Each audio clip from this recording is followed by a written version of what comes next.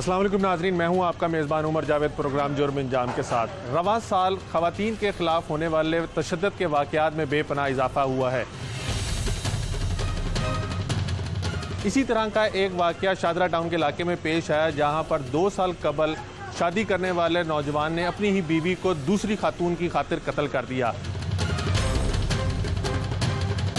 क्या पुलिस मुलजिम को गिरफ्तार करने में कामयाब हुई? बच्ची के वर्सा किस तरह से इंसाफ की दुहाइयां दे रहे हैं और पुलिस की तफ्तीश में अब तक क्या बात सामने आई है, ये तमाम चीज़ें जानेंगे आज के प्रोग्राम जुर्म इंजाम में।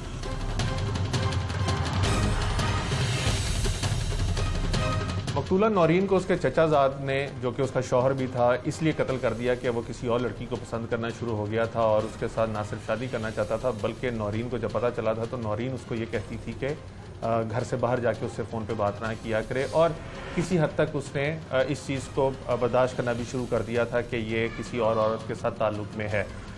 मकतूला नौरीन के वालिदैन हमारे साथ मौजूद हैं, इनसे जानते हैं कि इन्होंने अपने सगे भाई के बेटे को रिश्ता दिया और उसी ने इनकी बेटी को कत्ल भी कर दिया। वो इस हवाले से क्या कहते हैं? मोहतरम, आपके इसमें गिरामी? मेरा सर जी मज़हर हुसैन मेरा नाम है। मज़हर साहब, आपने अपनी बेटी की शादी किससे की? मैंने सर जी अपने भतीजे शबाज से की थी। कितना अर्सा पहले? ये तकरीबन को 1.5-2 साल पहले। फिर क्या हुआ? बस सर शादी कर दी है, अच्छे भले रहते थे। ये 3-4 माह से ना मुझे ये पता चला है कि उस घर में थोड़ा क्या मसला बन रहा था, उसका किसी लड़की से फेल चल रहा था, जिस वजह से 1-2 बार झगड़ा भी हुआ। हमें तो उसने उस रात ही आकर बताया जब ये काम उसने कर दिया हुआ था कि मुझे नहीं पता कौन मार गया नौरीन को। मैं ऊपर गया तो उसे मार गया हुआ था। हम गए, हम खुद जाकर परेशान हो गए देखकर अपनी बच्ची को इस खून में लथपथ उसको देखा। हमारे तो सर्दी उसी टाइम कमर टूट गई हमारी। तो बाद में वो पुलिस के आगे जाकर वो हरामज़ादा वो माना कि मैंने ऐसे ऐसे कर दिया, मेरे से गलती हो गई। और उस लड़की की वजह से सर्दी उन्होंने ना मेरी बच्ची को मारा है, उसके कहने पे मारा है। ये उसने बयान भी दिए थे कि हाँ मैं, वो कहती थी मेरे शादी कर लेनी। उसने उसके बाद वो अपने घर की सेफें तोड़नी भी शुरू की। बच्ची के पैसे भी पड़े हुए थे, उसके हाथ नहीं सर जी वो लगे, शायद लग जाते थे वो भाग ही जाता। आपको इस लड़के के किरदार के बारे में पहले कोई पता नहीं था शादी करने से पहले? नहीं सर जी, इसका कोई ऐसा अमेना इसमें नज़र नहीं था आता। मंगनी रही है 2-3 साल पहले। अच्छा। इसमें कोई ऐसी हरकत नहीं नज़र आती थी। काम पे जाता था, सीधा हमारे घर में होकर फिर जाता था। इसके यानी कि उसी किस्म की इसमें कोई खामी नहीं थी। ये 3-4 माह में सर जी उस लड़की ने इसका ज़हन वाश किया, उसने हमारी बच्ची को मरवाया। पता नहीं उसको क्या खार थी क्या नहीं थी जिसने हमारे साथ ये करवाया। जो जिस लड़की के साथ इसका अफेयर चल रहा था वो आप लोगों की रिश्तेदार है? जी सर जी, वो रिश्तेदार है। वो मेरी बेगम की ना मामा ज़ात की बेटी है। अच्छा, तो जब आप लोगों को ये पता चला कि आपके दामाद का ऐसे रिश्तेदारों में अफेयर चल रहा, तो आप लोगों ने उसके वालिदैन से बात? सर जी ये आज तक ये पता नहीं चल रहा था, ये चलता था ये कोई लड़की है जिसके साथ बात करता था। ये नहीं पता चला कि ये वो ही मारिया है जिसके वो हमारी रिश्तेदारी है। जब आप लोगों को ये पता चला कि आपका दामाद जो है किसी लड़की के साथ अफेयर चला रहा है, तो आपने उसके माँ बाप से बात नहीं की लड़के के कि ये आप हमारी बेटी? भाई मेरा बड़े अरसे पहले का फोत हो गया है, भरजाई मेरी है, वो भी ज़रीफ़ है। तो ये इस दोनों की बात हुई है। उसने यही कहा कि मेरा अब किसी से फेल नहीं है। अपने मामे को भी उसने भरोसा दिलाया, इसे भी दिलाया, अपनी माँ को भी दिलाया कि मैं उससे साथ कुछ नहीं, मेरा कोई तलक नहीं है, मैं ठीक है अब ठीक हो जाऊँगा, मैं नहीं अब आंजा बात नहीं करूँगा। इन्होंने मुझे नहीं बताया। इन्होंने आपस में मेरे बनवई भी लगते हैं, इनके मामू भी लगते हैं। उसके साथ उन्होंने कहा कि मामू नसीर ने बात जो उसी ने रफा दफा कर दी है। मैंने कहा ठीक है। तो मेरे बनवई थे, मुझे उन पर भी मान है। मैं कहा ठीक है, वो बड़े हैं, अगर मुझसे बड़े हैं, अगर उन्होंने मुका दी है तो कोई बात नहीं है। उसने उसे भी धोखा दिया शबाज ने, अपनी बातों में लाकर फिर बाहर वो 2-3 बजे तक बाहर रहने लग पड़ा। वो बाहर उससे बातें भी करता होगा, सारा कुछ करता होगा सर। बाजी, आप बताइएगा कि बेटियां जो हैं वो वालदा से शादी के बाद हर तरह की बात जो है वो शेयर करती हैं। कभी आपकी बेटी ने खदशा जाहिर किया था कि ये ऐसे दूसरी औरतों के चक्कर में पड़ गया और कोई नुकसान किया था? तकरीबन 1.5-2 माह पहले उसने मुझे बताया कि अम्मी ये किसी लड़की के चक्कर में पड़ गया। वो लड़की शादी पे आई है 4 माह पहले, जब लॉकडाउन लगा। तो लॉकडाउन से पहले एक दिन शादी थी, वो मेरे मामू का बेटा है नसीर, जिसकी शादी थी। उस शादी पे आई है।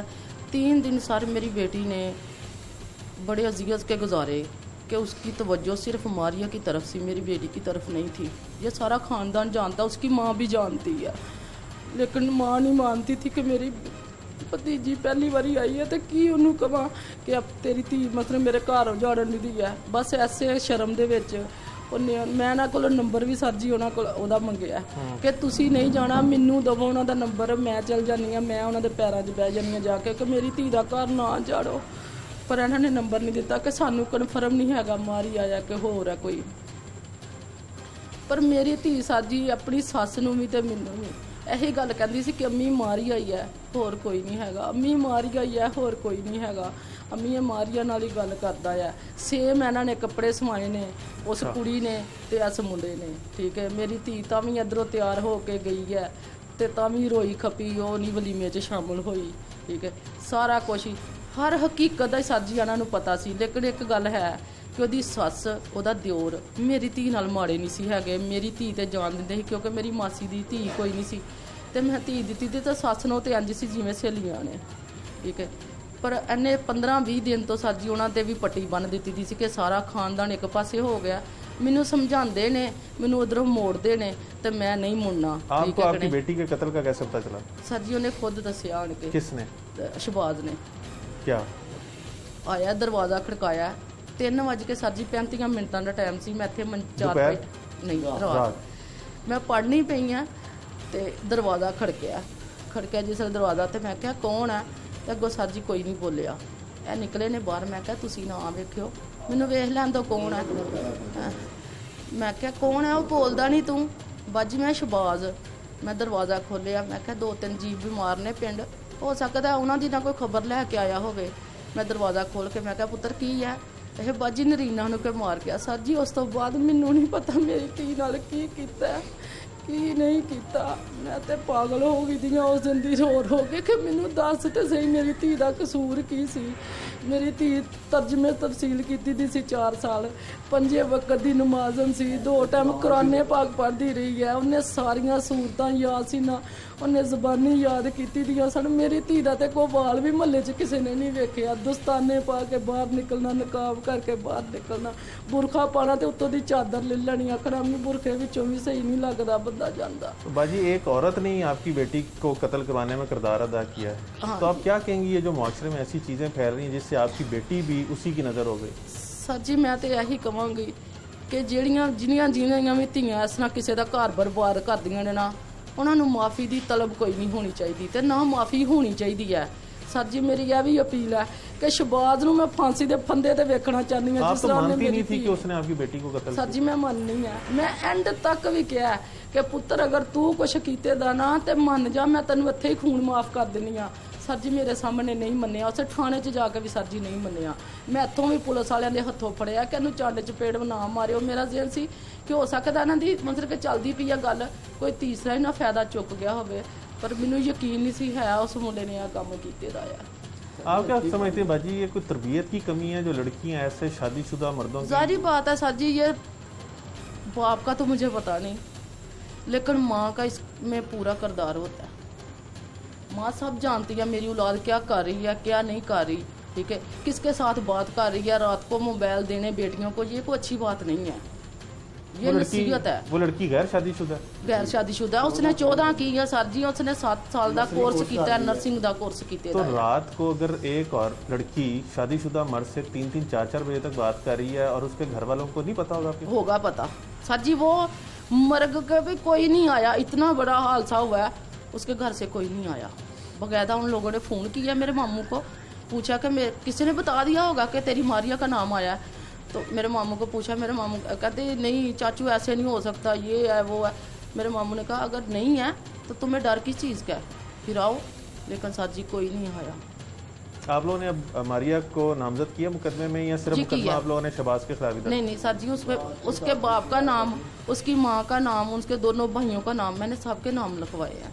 और उस जगह पे बैठ के उसने कहा कि 58 मिनट, सर ने कहा कि ये 58 मिनट कॉल आपने कहाँ पे की थी मारने के बाद? उसने बोला मारिया के साथ, ज़नैरा के साथ। ज़नैरा छोटी है, मारिया बड़ी है जिसके साथ इसकी बात चल रही थी, ये दोनों बहनें थी। उसने कहा कि मैं मारिया के साथ बात कर रहा था। उसने कहा मार के बीवी को कत्ल करके तेरे में कितनी हिम्मत है कि तू किसी और लड़की के साथ बात कर रहा है। सर जी आगे मुझे नहीं पता। अब क्या चाहेंगी आप, कैसे आपको इंसाफ? सर जी मैं तो इंसाफ उस लड़की को भी बुलाएं, ठीक है, जो भी है। अगर वो नहीं है तो कोई बात नहीं, लेकिन 4-5 नंबर हैं उसमें मोबाइल में, जो भी है लड़की उसे भी सज़ा होनी चाहिए, कम से कम 10 तो 20 साल उसे भी सज़ा। तो शहबाज तो फांसी पे मैं देखूंगी तो मैं अपनी बेटी की कब्र देखूंगी, वरना नहीं देखूंगी। ये मेरा वादा है, मैं उसके बगैर नहीं सर जी रह सकती, नहीं रह सकती थी अपनी बेटी के साथ। मेरी बेटी नहीं थी, मेरा बेटा था।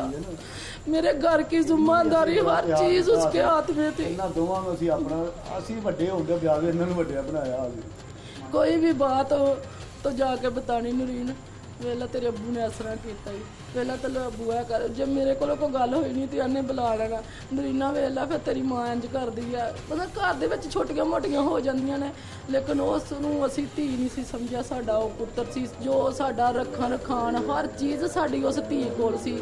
एडी कि साडी सुलझी होई धी सर जी पूरा जवेद पार्क जानदा है, जिहदे कोल मर्जी बयान लंदो। मेरी सर जी अपील है पंजाब पुलिस के साथ, वज़ीर आला के साथ, मुझे इंसाफ मिलना चाहिए, ठीक है। मेरी बच्ची को मारा गया है और कहने को आने पर मरवाया गया है सर जी। वो मारिया के कहने पर उसने मारा है मेरी बच्ची को, वो खुद भी मार रहा है सर जी। मुझे वो दोनों को फांसी पर लटकाने के यानी कि ना उन्हें होनी चाहिए। बहुत शुक्रिया, मेरी अपील है, बहुत शुक्रिया। मुझे सारे हुक्मरानों से और सारी पुलिस के अफसरों से मेरी मिन्नत है कि मुझे इंसाफ दिलाया जाए। बहुत शुक्रिया। आपने मकतूला के वालिदैन की गुफ्तगू सुनी। उनका कहना है कि औरत ही औरत का घर उजाड़ रही है और इसके अंदर ना सिर्फ परवरिश की कमी है बल्कि ये जो नए गैजेट्स आ गए हैं इनकी वजह से भी हो रहे हैं। और ये बार बार एक ही अपील कर रहे हैं कि इनको इंसाफ चाहिए और मुलजिम को फांसी, जबकि जो उसके अंदर मुलविस खातून है उसको भी इबरतनाक सज़ा जो है वो मिलनी चाहिए।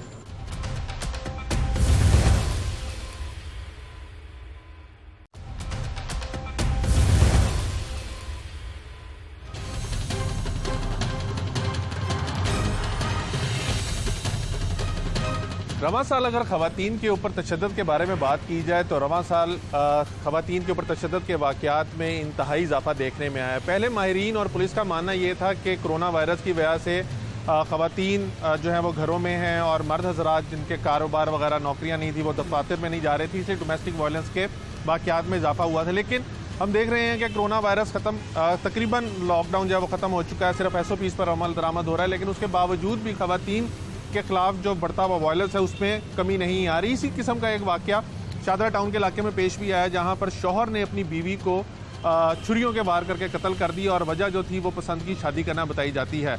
शादरा टाउन पुलिस ने मुलजिम को गिरफ्तार कर लिया। पहले मुलजिम से पूछते हैं कि उसकी कितना अर्सा पहले शादी हुई थी और अगर उसको दूसरी औरत कोई पसंद आ गई थी तो उसने अपनी बीवी को कत्ल क्यों किया। तुम्हारा नाम क्या? शहबाज। कहाँ के रहने वाले? जवेद पार्क। क्या करते हो? मैं आजम मार्केट में सेलमैन शॉप पे। अच्छा, कितना अर्सा पहले तुम्हारी शादी हुई? 2 साल हो गए। किससे हुई थी शादी? लव मैरिज थी, चाचू की बेटी से। लव मैरिज हुई थी? हाँ जी। अच्छा, और फिर उसके बाद क्या हुआ? लड़ाई झगड़े होते थे? नहीं, लड़ाई झगड़े हमारे बिल्कुल कम होते थे, कभी कभार थोड़ा बहुत होना, वरना कोई झगड़ा नहीं हमारा होता था। अच्छा, बस जब से इस लड़की के चक्कर में पड़ा तब से थोड़ा बहुत झगड़ा होता था। किस लड़की के चक्कर में? ये कौन है? रिश्तेदार है, कज़न है मेरी, मारिया उसका नाम है। तो उसके चक्कर में लव प्यार करता था उससे, वो मुझसे करती थी, इस चक्कर में आकर मैंने जो है ना। नहीं, 2 साल में तुम्हारा प्यार कैसे चेंज हो गया? पहले तुम अपने चाचे की बेटी से प्यार करते थे, अपनी दूसरी कज़न से? गलती होगी वो इंसान, इसलिए बस वाइफ रोकती थी मुझे, तो मेरा झगड़ा होगा वाइफ से। 1-2 दफ़ा उसने रोका है, झगड़ा हुआ है मेरा और उसका वाइफ का, कि आप क्यों बात करते हो, अगर करनी है बात तो मेरे पास बैठ के कर लो। मगर मुझे अच्छा लगता था, मैं बाहर चला जाता था। मगर जिस दिन ये वकूआ हुआ उस दिन मैं गुस्से में आ गया, झगड़ा होगा, बात नहीं करनी है आपने, बाहर नहीं जानी, इधर करनी है करो वरना ना करो। तो गुस्से में आकर मैंने जो है ना छुरी से वार करके उसे कत्ल कर दिया। कितने वार किए तुमने छुरी पे? एक गले पे किया था और एक हाथ पे किया, कलाई पे। अब अपनी बीवी से तुम प्यार नहीं करते थे? करता था वो। और दूसरी लड़की से भी प्यार करते थे? हाँ जी। तो उसने तुम्हें कहा मारने के लिए या तुम्हारा अपना प्लान था कि इसको मार दिया? मेरा अपना प्लान था। उसने तुम्हें कभी कहा था, उसको पता था कि तुम शादीशुदा हो? हाँ जी, पता था। उसके बावजूद भी वो भी तुम्हारे प्यार में पागल हो गई? हाँ जी। क्यों? बस बातें ही ऐसी करनी, लड़की को झांसे में फंसा लिया था मैंने।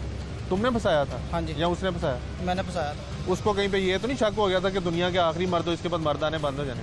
पता नहीं कुछ, बस उसके दिल की वो जाने, मुझे मेरा पता। अच्छा, जब तुमने उसको ये बताया कि तुम शादीशुदा, उसके बावजूद भी उसने ताल्लुक़ रखा तुमसे? हाँ जी, अब मुकदमा तुम्हारे खिलाफ दर्ज हुआ है या उसके खिलाफ भी हुआ है? मेरे खिलाफ है। उसके भी हुआ है, उसका भी नाम है मुकदमा? पता नहीं उसका मुझे, मुकदमा मेरे खिलाफ ही दर्ज हुआ है, मुझे उसका नहीं पता नाम का, रखा कि नहीं। वैसे अगर तुम्हारी बीवी को ये जब पता था कि तुम दूसरी लड़की के साथ राब्ते में हो, तो उसने तुम्हें मना किया या तुम्हारे घर वालों ने मना नहीं किया उस लड़की को? क्योंकि मेरी उसको वाइफ बता- और घर वालों ने मुझे स्टार्ट में मना किया, बाद में वो देख के मुझे कि ये नहीं बाज आ रहा, रुक गए, तो उन्होंने कभी मुझे कुछ कहा नहीं। उन्होंने कहा इसके हाल पे छोड़ दो। तो वाइफ मेट ने मुझे कुछ नहीं बोलना, वो भी कहती थी शादी करनी है करो, नहीं करनी ना करो, मुझे नहीं पता, पर मेरे अच्छा, पास उसने बैठ के बात करो। तुम्हें फ़ोन करने से भी मना नहीं किया और शादी से भी मना नहीं? स्टार्ट में किया, बाद में नहीं किया। फिर वो मान गई थी कि तुम हाँ जी। शादी कर लो दूसरी उससे? शादी का नहीं, वैसे कहती बात करनी करो, मेरे पास बैठ के करो, बाहर नहीं जाना। तो जब वो ये कहती थी फिर तुमने कत्ल करने की क्या वजह बनी? बस उस दिन रात को ज़्यादा गुस्से में आ गई वो मेरे साथ, मैं भी गुस्से में आकर मैंने कत्ल कर दिया उसे। जब उसने रोका मुझे बाहर जाने से, मैंने कहा मैंने बात करनी ही करनी है, उसने रोका मुझे, मैंने चाकू बड़ा था पास उठा के गले पे मार दिया। चाकू पहले तुमने तेज़ करवाया था? वो ऑलरेडी बड़ा होता है घर में हमारा, क्यों? तेज़ है, वो ऊपर रूम में बड़ा होता है फ्रूट्स वगैरह खाने के लिए, तो उसके लिए है बस। वो Already इतना हमारे तो रूम में- तेज़ नहीं होता कि ना, वो उससे दो तेज़ है बार करो। काफ़ी ज़्यादा, तेज़ भी करवाया होगा तुमने उसको? नहीं वो special? काफ़ी पहले काफ़ी ज़्यादा तेज़ है। कत्ल की पहले प्लानिंग की थी? कोई प्लानिंग नहीं, उसको ऑन द स्पॉट हुआ उसी टाइम, बस जब झगड़ा हो गया हमारा। तुम्हारे ससुराल को भी पता था कि तुम्हें कोई लड़की पसंद है? हाँ जी पता था। वो क्या कहते थे इस बारे? वो भी राजी थे शादी करने की दूसरी? वो उनके पहले नहीं थे राजी, बाद में राजी हो गए थे कि अगर करनी है तो करो जाकर, बात माननी नहीं। अच्छा, मैं एक बात नहीं समझ पा रहा, जब तुम्हारा ससुराल भी राजी हो गया, तुम्हारी बीवी भी राजी हो गई, तो फिर तुमने बीवी को कत्ल किया क्यों? गुस्से में आ गया, बस जज्बाती हो गले पे वार कर दिया। झगड़ा, छोटा सा झगड़ा हुआ था बस उस टाइम, और कुछ नहीं। उसने कुछ गलत नहीं कहा, मैंने कुछ नहीं कहा, बस उस टाइम छोटा फिर सा तुमने झगड़ा हुआ। अपनी वो जो गर्लफ्रेंड है उसको बताया कि तुमने अपनी बीवी कत्ल कर दिया? हाँ जी बताया था। कत्ल करने के बाद बताया था? कत्ल करने के बाद लास्ट कॉल बताई थी मुझे। तो मारिया को ये कत्ल करने से पहले भी तुमने बताया होगा? पहले नहीं बताया, बाद में बताया था कि मैंने कत्ल कर पुलिस के दिया। पास जो सीडी आ रहा है तुम्हारी, उसमें तो तुमने उसको पहले कत्ल से पहले भी फ़ोन किया हुआ है? फ़ोन किया हुआ मगर बताया नहीं था, कत्ल ये कत्ल का कैसे बाद हो में सकता है बताया। यार? तो फिर कत्ल का क्यों बताया तुमने उसे? वो बाद में जब मैं कत्ल करने के बाद बाहर गया था बात करने, मैं परेशान था, तो मैंने उससे फ़ोन पे बात ज़रूर की है मगर कत्ल का नहीं बताया। जब वो घर जाके एक्टिंग किया ना मैंने कि कत्ल कोई कर गया है, कोई चोर आके कर गया, उसके बाद मैंने 2 से 3 मिनट की कॉल की है चाचू के घर जाते हुए। उस वक्त मैंने उसे कत्ल का बताया कि मेरे घर चोर आया और मेरी वाइफ को कत्ल कर गया। उसे ये नहीं बताया कि कत्ल मैंने किया। वो भी पकड़ी गई है? पता नहीं, वो नामजद होगी साथ, मुझे नहीं पता इसका तो पकड़ी गई या कि नहीं पकड़ी गई। आप मुलजिम की गुफ्तगू सुन रहे हैं कि जब मुलजिम किसी शादी के फंक्शन पर इस लड़की से मिला और इनको प्यार हो गया दोबारा से। 2 साल पहले उसको अपनी बीवी से प्यार हुआ था, बाद में इस लड़की से प्यार हो गया, मारिया जिसका नाम बताता है। इसकी बीवी को भी पता चल गया, ससुराल को भी पता चल गया, और दोनों ने इजाज़त दे दी कि इसको शादी की, कि ये अगर शादी करना चाहता तो कर ले, लेकिन उसके बावजूद भी इसने कत्ल कर दिया। इंचार्ज इन्वेस्टिगेशन हमारे साथ मौजूद हैं पाशा साहब, इनसे भी जानते हैं। पाशा साहब, ये क्या केस है? बिस्मिल्लाहिर्रहमानिर्रहीम। शुक्रिया उमर साहब। ये शहबाज नामी लड़का है, इसकी शादी हुई थी नूरीन से। नूरीन हाफ़िज़ कुरान थी, इसकी कज़न थी, और उसका बाप इसका चचा भी लगता था। इसके मुताबिक इनकी लव मैरिज हुई थी, पसंद की शादी थी, माँ बाप भी चाहते थे और ये भी चाहता था। जब शादी होगी तो इसकी ज़िंदगी अच्छी गुजरनी शुरू होगी। ये जॉब करता है कपड़े की दुकान पे, इसका भाई भी जॉब करता है, और इसकी वालिद इसका फौत हुआ है। इसका ऐसा ऐसा राधा नामी लड़की जो उसकी कज़न है, उसकी शादी पे मुलाकात हुई, उससे अंडरस्टैंडिंग बढ़ गई और इसका उससे रब्ता शुरू हो गया। रब्ता बढ़ता बढ़ता वो प्यार की शक्ल इख्तियार कर गया, जो बाद में इन्होंने कहा हम शादी कर लेते हैं। इसकी वालदा के अलावा सब ने मजबूर होकर कहा कि ठीक है आप शादी कर लो। पहले रोकते रहे सब, लेकिन इसकी जो वालदा थी इवन के उसने अलाउ नहीं किया। उसने कहा ये जो मेरी बहू है ये मेरी बेटी की तरह है और मेरी भांजी भी है, मैं शादी अलाउ नहीं करूँगी। और ये ईद पे इसने अपनी वालदा को ईद तक नहीं दी, इस नाराज़गी में कि वालदा मेरी बहू की साइड ले रही है, मेरी बेगम की मेरी साइड नहीं ले रही। चपकच बढ़ती गई और उससे इसके राब्ते भी बढ़ते गए। बेगम इसकी हाफ़िज़ कुरान थी, नेक बच्ची थी, वो 22-24 साल इसकी उम्र थी। जिस रात ये वक़ूआ हुआ है, ये पहले बातें करता रहा रूटीन में, अपनी जॉब से आया 10-11 बजे घर से निकला है, इसने जूस पिया और पिलाया अपनी बेगम को, वालदा को पिलाया, भाई को पिलाया, और उससे बातें करनी शुरू हो गया। कभी उधर पास ही चिश्ती दुआ खाना नहर है, वहाँ जाता रहा। 1-2 घंटे बाद जब वापस आया उसने यही से कहा कि तुम अगर बात करनी तो मेरे पास बैठ के कर लो, घर ना छोड़ो। इनकी तू तक रात बढ़ती गई है। मौके पर इसने जो फ्रूट वाली छुरी थी वो तेज़ थी। ये मुकदमा किसकी मुद्दत में दर्ज हुआ? जो लड़की का वालिद है उसकी मुद्दत। और ये तो कातिल हो गया 302 में। हाँ, तो और राबिया को उन्होंने नॉमिनेट किया भी। राबिया किससे शादी करना चाह रहा था, इस वजह से मैं शक है कि उसने कत्ल किया है। तो अभी इंटरोगेशन में रखा है।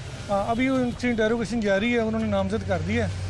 तफ्तीश के बाद देखेंगे। 109 उसको हिरासत में लिया कि नहीं लिया? नहीं, अभी उसे हिरासत में लिया क्योंकि नामजद उन्होंने अभी किया है, तो तफ्तीश जारी है। फिर तो फोन रिकॉर्ड वगैरह आप लोगों ने लिए हैं, तो इन लोगों का राब्ता कत्ल से पहले और कत्ल के बाद जी डिटरमिन हुआ? डेफिनेटली पहले भी राब्ता, मुसलसल राब्ता तो है। फिर तो कोई शक ना रहा कि वो इस कत्ल में मुलविस जी डेफिनेटली हमारी तफ्तीश के मुताबिक इसने और उसने मशवरा किया कि इसको रास्ते से हटाया जाए। तो इस केस में भी औरत नहीं, औरत का घर खराब किया फिर। डेफिनेटली बाहर अभी यही लग रहा है, तफ्तीश अभी मुकम्मल होगी तो ये फाइनल होगा। और ये लोग राब्ते पे मोबाइल फोन से थे? जी बिल्कुल थे, कत्ल के पहले भी कत्ल के बाद भी। और जब ये फौत कत्ल हुआ है तो वो इसके घर पे भी अफसोस करने नहीं आई, ना इसके वालिदैन, हालांकि क्लोज रिलेटिव हैं इनके वालिदैन भी और बच्चे भी। अच्छा, जब तुमने अपनी बीवी कत्ल कर दी और तुमने अपनी गर्लफ्रेंड को बताया भी कि तुमने उसको कत्ल कर दिया, तो वो जैसे ये चार साहब बता रहे हैं वो अफसोस करने भी नहीं, उसकी क्या वजह? पता नहीं, उनका अपना को मामला होगा पर में। वो क्या लगते हैं तुम्हारे? वो मेरे मामू की बेटी है। सगे मामू की बेटी? हाँ जी, सगे मामू की बेटी है, सगे लेकिन मामू की बेटी की बेटी है। फिर भी वो लोग अफसोस करने के लिए आए। नहीं। और तुम फोन पे रब्ता करते थे? उनकी कोई फैमिली, मैं फ़ोन पे रब्ता करता था फ़ोन पे बस। नहीं, जब शादी पे पहली दफ़ा मिले हाँ जी। तो नंबर कैसे एक दूसरे से एक्सचेंज किया? मोबाइल में था पहले, पर कभी बात नहीं हुई थी। शादी पे जब मिले तो उस वक्त रब्ता हमारा एक दूसरे के सामने आए तो रब्ता हमारा शुरू हो गया फ़ोन पे। वो क्या नंबर करती है? पहले था मेरे पास। जी, वो क्या करती है? वो कुछ नहीं, स्टडी करती थी, अब घर बैठ गया। नर्स का काम नहीं करती? नर्सिंग का काम करती थी, अब छोड़ दिया, घर बैठ गई है। तुमने उसे शादी का वादा किया था, हाँ जी, तो अब शादी करनी है? बस अब इधर आ गए हैं हम। गलती करके पछता रहा हूँ, अल्लाह माफ़ कर दे। शादी वगैरह कोई अब ज़हन में नहीं है बात कुछ भी। बाहर निकल के शादी करनी है? नहीं, क्यों? उसके लिए तुमने अपनी बीवी को कत्ल कर दिया, उससे शादी नहीं करनी? बस उस कत्ल पे पछता रहा हूँ, बस अब अल्लाह माफ़ कर दे, उसके घर वाले माफ़ कर दें, यही मेरे लिए काफ़ी है। शादी वगैरह का कोई अब ज़हन में कुछ भी नहीं है। तो ज़िंदगी सुकून से गुजारनी है, किसी मामले में नहीं पड़ना है। सही। आपने मुलजिम की गुफ्तगू भी सुनी, इंचार्ज इन्वेस्टिगेशन की भी गुफ्तगू सुनी। इसके अंदर दो चीज़ें जो हैं वो इंतहाई अहम हैं। एक कि औरत ही औरत का हमेशा घर ख़राब करती है। इस केस के अंदर भी इसकी कज़न को मालूम था कि ये शादीशुदा, लेकिन उसके बावजूद भी इश्क में शूकी जो थी वो चलनी शुरू हुई और उसके बाद बात इस नहाई तक पहुंची कि इसने अपनी बीवी को कत्ल कर दिया। दूसरा, मोबाइल फ़ोन का चेक एंड बैलेंस जो वालिदैन अपने बच्चों पे नहीं रख रहे। मोबाइल फ़ोन जो हैं उनकी वजह से सोसाइटी के अंदर जो बिगाड़ आ रहा है उससे भी माशरे की रूट्स जो है वो इंतहाई कमज़ोर होती जा रही हैं, जड़ें जो हैं वो इंतहाई खोखली होती जा रही हैं। मोबाइल फ़ोन के ऊपर भी ना तो हुकूमत संजीदगी से इक़दाम कर रही है, ना ही जो यूज़र है वो इसको अच्छे तरीके से इस्तेमाल कर रहा है। और अल्टीमेटली इस किस्म के वाक़यात जो हैं वो मोबाइल फ़ोन और इन तमाम जो सोशल मीडिया गैजेट्स हैं उनकी वजह से पेश आने शुरू हुए हैं।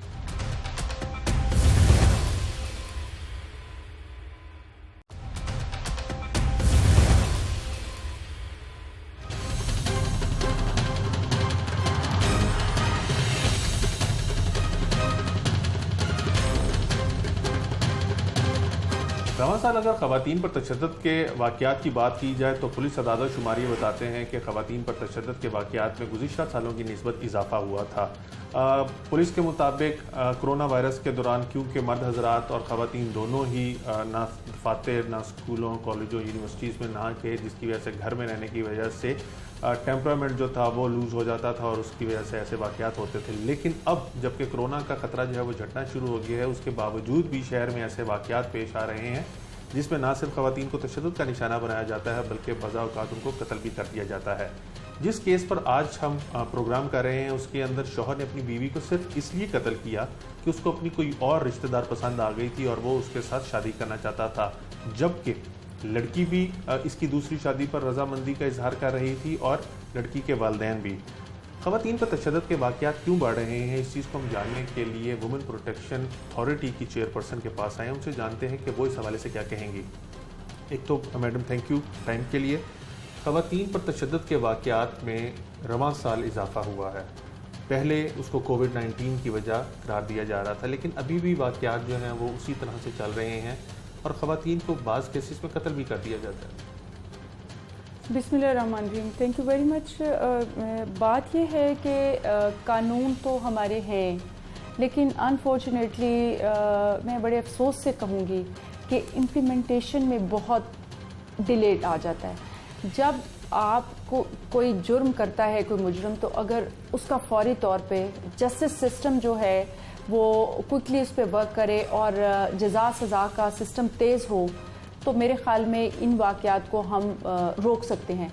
लेकिन यहाँ पे जो केस आज हम डिस्कस कर रहे हैं, इसमें इंतहाई अफसोस के साथ कहना पड़ता है कि एक खातून जो अपना घर बचाने के लिए ये भी कुर्बानी देने को तैयार है कि ठीक है आप अगर दूसरी शादी करना चाहते हैं तो आप कर लें, लेकिन उसके बावजूद अगर शौहर जो है वो उसका फिर भी कत्ल कर देता है तो इंतहाई अफसोस की बात है। और इसमें मैं ये कहूँगी कि अवेयरनेस की कमी है, दीन से दूरी है, क्योंकि कोई दुनिया का दीन या मज़हब या महज़ब माशरा आपको इस चीज़ की इजाज़त नहीं देता कि आप एक खातून का मर्डर कर दें। दूसरी बात यह है कि उस औरत को देखें कि उसका दिल कितना बड़ा है, उसने ये भी कह दिया कि आप शादी कर लें। अगर आप उसको फिर भी नहीं रखना चाहते तो आपके पास राइट है कि आप उसे आज़ाद कर दें। आपके पास ये राइट कहाँ से, किसने आपको ये राइट दे दिया कि आप उसे मार दें, उसकी ज़िंदगी ख़त्म कर दें? तो डेफिनेटली ये जो सिस्टम है इसको देखते हुए हम जो अदलिया के निज़ाम है उसके ऊपर भी हम कहेंगे कि ज़रूर इसको रिव्यू करना पड़ेगा, क्योंकि जब आप कोई एक भी मुजरिम को जुर्म करता है तो उसे पता है कि 8-6 महीने बाद इसका रिजल्ट आ जाना है और मुझे जो है वो सज़ा हो जानी है, तो वो डेफिनेटली इस चीज़ को देखेगा। अब अथॉरिटी के प्लेटफॉर्म से मैं आपको ये भी बताती चलूँ कि मैंने डायरेक्टली जो केसेस देखे हैं जिसमें एसिड के केसेस हैं या पेट्रोल डाल के औरत को जला दिया जाता है। अगर कोई भी खातून अब देखिए 50+ हो जाती है, उसको वो बर्न हो जाती है, तो उसकी जो ज़िंदगी है वो ख़त्म ही समझे आप। और अब मैंने जो केसेस देखे हैं उसमें 85% 75% औरतें जो हैं वो जल जाती हैं, 2 या 3 दिन बाद सर्वाइव नहीं कर पाती। उसमें होता क्या है फिर, या तो वो पार्टी जो है वो प्रेशराइज करती है पेरेंट्स को, पॉलिटिकली इन्फ्लुएंस करती है, या वैसे उन्हें इमोशनली ब्लैकमेल करते हैं क्योंकि बच्चे हैं तो वो ये कहते हैं कि आपका दामाद है, बेटी तो जाने वाली चली गई, अगर आपके दामाद जेल में चला जाएगा तो उसके बच्चे रुल जाए। दूसरा यहाँ पे एक और इफेक्ट भी मैं बताती चलूँ कि वो ये आता है कि लोग पैसे ले लेते हैं। वो दैयत का जो हमारा सिस्टम है उसका किस तरह से लोग मिसयूज करते हैं, दैयत दे के आप सुलह कर लेते हैं। इसमें मैं आपके प्रोग्राम के वसातत से ये ज़रूर कहूँगी कि इसका जो हो, और इसमें हम लेजिस्लेशन भी करवा रहे हैं, हमने पार्लियामेंट में इसका बिल भी पेश किया हुआ है कि इस तरह के जो केसेस हैं, जैसे इस बेटी का केस हुआ है, इसके हस्बैंड ने इसको, इस तरह की जो दैयत है वो रियासत के पास होनी चाहिए। लेकिन जो अथॉरिटी है, आप अथॉरिटी के प्लेटफॉर्म से आप किस किस्म की खवातीन की मदद कर रही हैं? जैसे ये तो एक केस हो गया, अगर हम इसको सिर्फ टेस्ट केस के तौर पे देखें तो इस तरह के बहुत से ऐसे केसेस होते हैं जिसके अंदर खातून, जैसे आप खुद भी फरमा रही हैं कि उसके ऊपर प्रेशर डाला जाता है, उसके वर्षा पे प्रेशर डाला जाता है कि मुकदमा दर्ज ना कराया जाए, सुलह सफाई कर दी जाए। तो अथॉरिटी क्या किरदार अदा कर रही है जो मुलजिमान हैं उनको कैफरे किरदार तक पहुँचाया जाए और जो उसने गुनाह किया है उसकी सज़ा मिले, गो कि वो जलाने का है, तशद्दुद करने का है, मारपीट, व्हाट्सएवर? देखिए, अथॉरिटी के पास बेसिकली ये प्रोटेक्शन अथॉरिटी है। अगर अथॉरिटी के मर्डर के पहले आ जाता है कोई केस तो देन अथॉरिटी ये कि जो भी लीगल सपोर्ट होती है वो खातून को देती है। अगर उसे कोई डिवोर्स का इशू है, बच्चों की कस्टडी का इशू है, डोमेस्टिक वायलेंस का है, तो फिर हम सारा उसका, और फिर हम उसके केस को परसू भी करते हैं। वो जेज नहीं दे रहे, वापस डिवोर्स हो गई है, उनका हक महर नहीं दे रहे, पैसा नहीं दे रहे, कुछ इस तरह से जो मामलात होते हैं उसका हम सारा लीगल उन्हें लॉयर प्रोवाइड करते हैं। प्लस अगर कोई उनका बच्चों की कस्टडी का है, बेलिफ का सारा अरेंज करते हैं। वो सारा पंजाब गवर्नमेंट अथॉरिटी के प्लेटफॉर्म से वो केस हैंडल हो रहा होता है और किसी जो हमारे पास विक्टिम आती है उसकी एक पैनी भी खर्च नहीं होती। लेकिन मैडम, लोग खवातीन को तो मेरे ख्याल में आगाही नहीं है। लाहौर में, अगर शहर की बात की जाए, शायद लाहौर में एक वुमेन पुलिस स्टेशन है और खवातीन को उसके बारे में भी नहीं पता। तो खवातीन के जो राइट्स हैं उनके हवाले से उनको आगाही नहीं दी गई। ये भी तो मुमकिन है कि पंजाब या लाहौर की खवातीन को इस अथॉरिटी के बारे में इल्म ही ना हो, वो इसलिए शायद ना आ पाती हों या आने में देर हो जाती हो। नहीं, ऐसी बात नहीं है। हमने एक अवेयरनेस कैंपेन लॉन्च की हुई है पूरे पंजाब में और उसमें हमारे नंबर्स भी हैं और वो हमसे रजू कर सकती हैं। इसके मैंने अभी अथॉरिटी का मुझे 1.5 साल हुआ है यहाँ पे आए हुए, जब से मैंने इसका चार्ज संभाला है। मैंने तकरीबन 57 केसेस हैंडल किए हैं, जिसमें एसिड से लेके आप देखिए गैंग रेप केस तक है। तो हमारा मुल्तान में एक सेंटर है, state of the art centre है। साउथ में वो सेंटर बनाने का मकसद बेसिकली ये था कि साउथ में इस तरह के केसेस ज़्यादा हो रहे थे वायलेंस के, होते तो यहाँ भी हैं, लेकिन यहाँ पे क्राइसिस सेंटर हैं, यहाँ पे शेल्टर होम्स है, दारुल अमान है, हमारा डिपार्टमेंट है, यहाँ पे हम उनके केसेस डील करते हैं। लेकिन साउथ में इस तरह का सिस्टम नहीं था। इसकी एक ग्रैंड अवेयरनेस कैंपेन हमने लॉन्च की है पूरे पंजाब में। हम और उसमें हमने अपने नंबर्स भी दिए हैं। अगर कोई बहन या बेटी को इस तरह का कोई इशू होता है तो वो हमसे रुजू करे। अगर वो हम तक नहीं पहुंच सकती तो हम फिजिकली वहाँ खुद पहुँचते हैं। मैंने भक्कर तक जाके विजिट किया है जो केसेस हैं, और उनको फिर हम फॉलो अप करते हैं और जो भी मुजरिम होते हैं उनको सजा दिलवाते हैं, चाहे वो बाअसर हों, चाहे वो बहुत दफ़ा ऐसा भी होता है कि पॉलिटिकल इन्फ्लुएंस, आपको पता है कि पुलिस हमारी जो है उसमें बहुत ज़्यादा होता है। हम उसको, मैं खुद फिजिकली जाके DPO से मीटिंग करके और उनके सारे केसेस को फॉलो अप कर रही हूँ। हमारे माशरे में अमूमी तौर पर एक सोच है कि खातून को बहुत कमज़ोर समझा जाता है, जिसकी वजह से, जिस तरह आपने अपने इंटरव्यू में शुरू में भी बताया कि उसके ऊपर बहुत से तशद्दुद या दीगर किस्म के जराइम के जो है वो इर्तिकाब मर्द उनके उसके साथ करते हैं। औरत को स्ट्रॉन्ग करने के लिए उसके राइट्स का उसको इल्म हो और वो अपने खिलाफ होने वाला जो जुर्म है उसके लिए लड़ सके, कैसे अथॉरिटी उसके लिए क्या काम कर रही है? देखिए, एक तो हम जहाँ भी, जितने हमारे बड़े शॉपिंग मॉल्स हैं पूरे पंजाब में, और प्लस जिन फैक्ट्रीज़ या मिलों में ख़वातीन की बहुत ज़्यादा रेशो है, प्लस ये जितने हमारे एजुकेशन इंस्टीट्यूशन हैं स्कूल से लेके यूनिवर्सिटी तक, वहाँ पे हम अपनी अथॉरिटी का एक एक्ट है जो 2016 में पास हुआ था वायलेंस अगेंस्ट वुमेन का, उसका एक बहुत बड़े बड़े बिल बोर्ड लगा के हम इन जगहों पे लगा के, वर्किंग प्लेस पे जहाँ भी ख़वातीन काम करें, इवन दिन हमारे चैम्बर्स जो हैं वहाँ पे भी अथॉरिटी के प्लेटफॉर्म, ये वर्किंग सारी शुरू हुई है। बहुत से लोगों को पता ही नहीं था कि अथॉरिटी भी कोई ऐसा इदारा गवर्नमेंट का है जो ख़वातीन के लिए काम कर रहा है। उसके लिए ये है कि अवेयरनेस आपने नहीं दी। जब तक आप अवेयर नहीं करेंगे लोगों को, और देखिए मैं साउथ में जैसे विजिट कर रही हूँ, वहाँ तो खातून के पास ना एजुकेशन है, एजुकेशन नहीं होगी तो अवेयरनेस नहीं होगी। उसे पता ही नहीं है कि ये जो मेरी ज़िंदगी में एक शादीशुदा खातून है, बच्चे संभालना, घर संभालना, खामद, फैमिली को संभालना, प्लस ये कि 2-4 रोज़ के थप्पड़ खा लेना, that is a routine matter. उसे ये नहीं पता कि ये मेरी लाइफ का हिस्सा नहीं है, ये मेरे ऊपर वायलेंस हो रहा है, मेंटली टॉर्चर उसको देना और फिजिकली टॉर्चर देना, उसे नहीं पता। वो ये समझती है कि ये रूटीन का हिस्सा है। इन चीज़ों से छुड़ाने के लिए आप कैसे अवेयरनेस? मैं बता रही हूँ कि अब हम ये कर रहे हैं कि जितनी भी हमारी नेशनल और इंटरनेशनल ऑर्गेनाइजेशंस पाकिस्तान में काम कर रही हैं, plus Punjab women protection authority, हम उनके साथ कोलैबोरेट करके ग्रास रूट लेवल तक अपना जो मैसेज है वो पहुंचा रहे हैं उन ऑर्गेनाइजेशन के थ्रू, और फिर जो हमारे एजुकेशन डिपार्टमेंट्स हैं उनके साथ सेमिनार करके, अवेयरनेस कैंपेन्स लॉन्च करके लोगों को बताना चाह रहे हैं, ख़वातीन को बताना चाह रहे हैं कि एक इदारा ऐसा है, और बता रहे हैं कि एक इदारा ऐसा है जो सिर्फ ख़वातीन के लिए है। अगर आपके साथ कोई किसी किस्म का वायलेंस होता है, आपके साथ कोई हरासमेंट है, आपको कोई मारने की धमकी दे रहा है, आपके साथ डोमेस्टिक वायलेंस हो रहा है, तो प्लीज़ इस बात को छुपाएं ना। अब ये शेम आपके लिए नहीं है, जो आप पे ज्यादती कर रहा है ये उसके लिए है, उसके लिए शर्म की बात है। तो आप बोलें, स्पीक अप। आपके लिए एक ऐसा इदारा है, जब आप बोलेंगे तो वो आपकी आवाज़ के लिए एक आवाज़ के ऊपर आपके घर तक पहुंचेगा।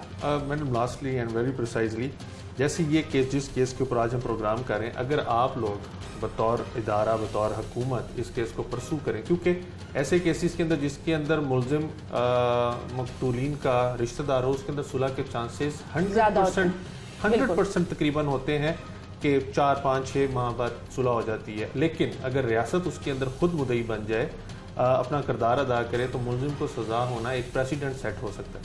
तो आप इस केस को टेस्ट केस के तौर पे, जैसे अभी हम थाने से होके आए तो वहाँ पे पुलिस वाले अपने मुंह से ये बात कह रहे थे कि कुछ अरसे बाद ये सुलह करने की कोशिश करेंगे और प्रेशराइज करके सुलह हो जाएगी।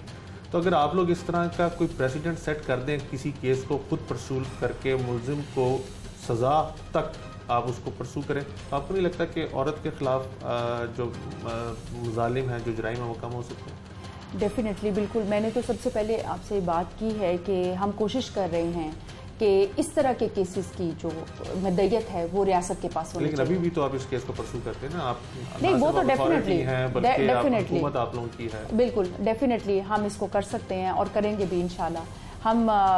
मैं खुद चाहती हूँ कि मेरे होते हुए कुछ कानून इस तरह के बन जाएं जो ख़वातीन के मामलात में उनके ऊपर डेफिनेटली उनकी लाइफ के ऊपर इन्फ्लुएंस करेंगे और उनको सिक्योर्ड करने के लिए ऐसे जो हैं केसेस उनको टेस्ट केस बना के गवर्नमेंट को इनको ऑन करना चाहिए और ऐसे केसेस की जो मुद्दत है वो होनी ही रियासत के पास चाहिए, क्योंकि देखिए पुलिस ने आपको खुद कह दिया और ऐसे यूजुअली होता है, क्योंकि मैंने जितने भी केसेस देखे हैं उसमें ये होता है। मैं आपको बताऊं 7 या 8 केसेस जिसमें फिजिकली औरतों को मैंने इस कंडीशन में देखा और 2 या 3 दिन या कोई 1 दिन सर्वाइव की और उनकी डेथ हो गई।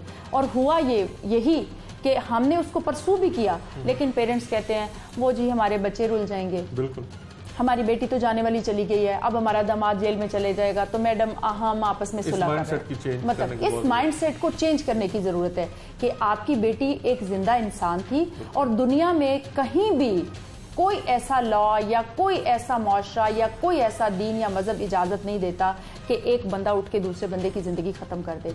तो इस माइंडसेट को ना सिर्फ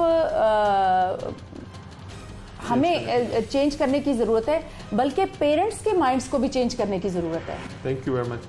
थैंक यू। आपने Punjab women authority protection authority की चेयरपर्सन कनीज़ फातिमा की गुफ्तगू सुनी। उनका कहना है कि वो कोशिश कर रही है कि ऐसी लेजिस्लेशन की जा सके कि ख़वातीन के खिलाफ होने वाले जो केसेस हैं उसकी मुद्दत अथॉरिटी के हवाले से हो और ये लोग उसका मुकदमा दर्ज करवाएं, ताकि एक तो सुलह के चांसेस जो हैं वो कम हो जाए और साथ ही साथ जो खातून या ख़वातीन जिनके ऊपर तशद्दुद या जिनको जुल्म का निशाना बनाया गया है उनको इंसाफ भी मिल सके।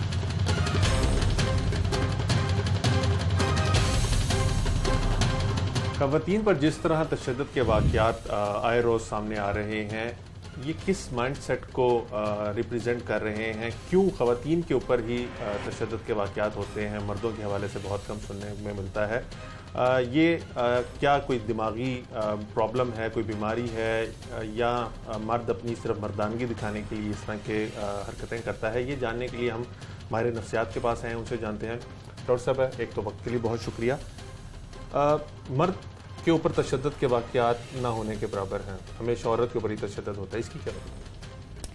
इसकी सबसे बड़ी वजह जो है वो तो हमारा पैट्रियार्कल सिस्टम है और उसके साथ सिचुएशन कॉम्प्लेक्स हो जाती है। थोड़े से हमारी जो इस जियोपॉलिटिकल सिचुएशन में हमारे सिविलाइजेशन का इम्पैक्ट है एक थोड़ा सा, और शुरू से हमारे यहाँ एक मेल शाउनिस्ट सोसाइटी रही है। यहाँ पे एक जेंडर में हमें मेल प्रेफरेंस, एक बेटा होना चाहिए और एक शुरू से एक छोटे से बच्चे को भी पता होता है कि I am a male and I am more powerful as compare to a girl in a family.